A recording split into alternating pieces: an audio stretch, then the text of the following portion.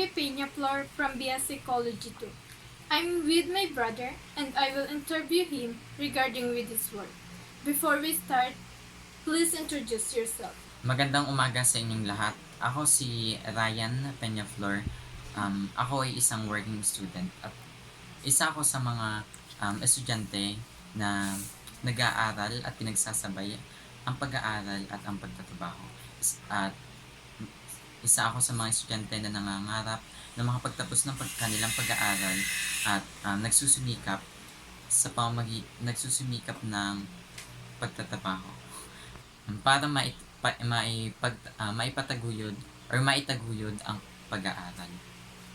So, I made a question for you. Here's your question. First, what is your job?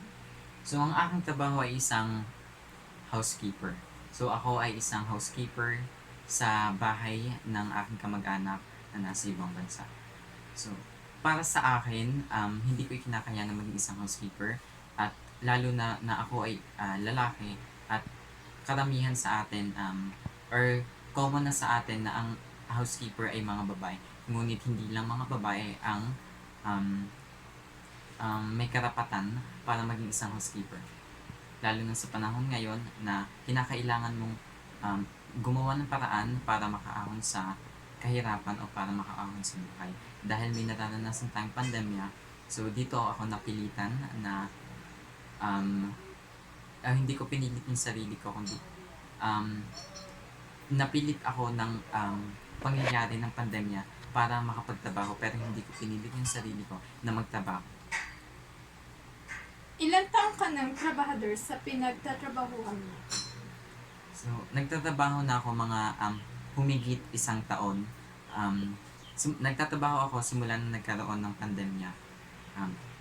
Dahil sa hirap na nadulot ng pandemya sa atin at lalo na sa kagaya natin mga pamilya na nasa laylayan ng lipunan o mga may hirap na tao lamang at simpleng tao lamang.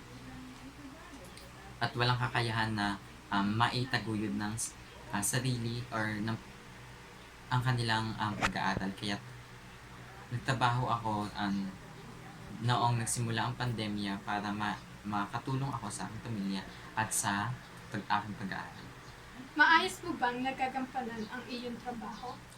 So, kahit na ako ay isang estudyante at madami akong aktibidad na ginagawa at mga assignment na kinakailangan ipasa o mga requirement na kinakailangan gawin sa paaralan at nagagawa ko pa rin na maayos at nagagampanan ko pa rin ang aking responsibilidad sa pagtatrabaho. Pagkatapos kong mag-aral or magawa ng mga activity, so nagtatrabaho na ako at naglilinis na ako ng bahay at grounds. Gaya ng sabi mo, isa kang estudyante. Paano mo ito nagagampanan or ginagampanan? So, bilang isang housekeeper at bilang isang estudyante, kinakailangan ng time management para magampanan ko ang aking responsibilidad or para mahati ko yung oras ko sa pagiging isang estudyante at sa pagiging isang housekeeper. So, pagkatapos inuuna ko ang aking pag-aaral, pagkatapos ko sa aking pag-aaral, hindi ko naman ito napapabayaan. So, tsaka ako nagtatrabaho at bilang isang housekeeper. So, nagagampanan ko ang pagiging isang housekeeper sa pamamagitan ng paglilinis ng mga bahay or paggawa ng mga household chores. Ano ang naitutulong nito sa iyo? So, madaming naitutulong ng pagiging isang housekeeper sa akin. Lalo na't sabi ko, ang una kong layunin para kung bakit ako, or ang una kong dahilan kung bakit ako naging isang housekeeper ay para makatulong din ako sa aking pag-aaral or para maitaguyod ko ang aking pag-aaral. So, madami ang naitulong nito sa akin at sa aking pamilya dahil sa ganun hindi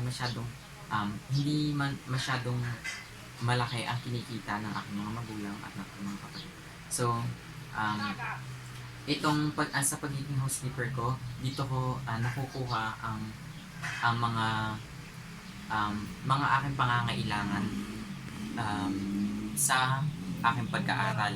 At ang mga halimbawa na lang dito ay ang paglo-load at mga kagamitan na kailangan ko sa paaralan. Sa pagtatrabaho mo, ano-ano ang mga naipundag mo na? So, sa aking pagtatrabaho or bilang isang housekeeper, halos isang taon pa lang ito, wala pa lang ako masyadong naipundar na kagamitan dahil hindi ganoong taas ang sweldo ng isang housekeeper at mahirap ang mga gawain or gampanin at obligasyon ko bilang isang housekeeper. So, wala pa akong masyadong naipundar na kagamitan or pero malaki ang naitulong na nito sa aking sarili, sa aking pag-aaral at sa aking pamilya. Bilang estudyante, naging madali ba sa iyo ang trabahong ito? Sa una, hindi siya naging madali dahil mahirap pagsabayin ang pag-aaral at ang pagtatrabaho.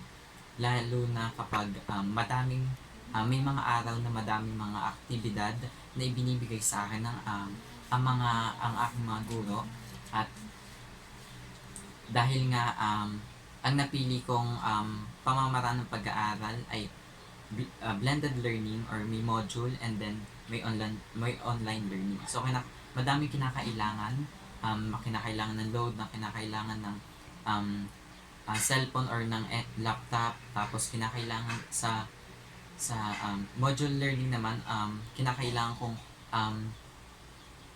sagutan ang mga aktibidad na nandoon sa module. Okay. Before we end this video, I would like to thank for my brother for letting me interview him.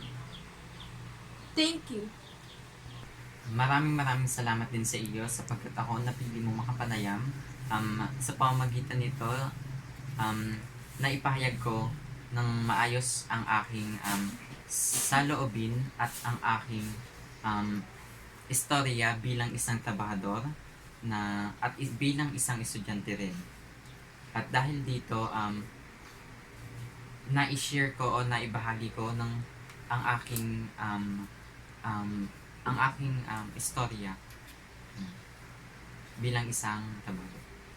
Bilang isang mag-aaral at trabahador, marami kang na-inspired na mga kabataan at nagampanan mo ng ayos ang iyong duties at responsibility. You are a good example. And thank you again.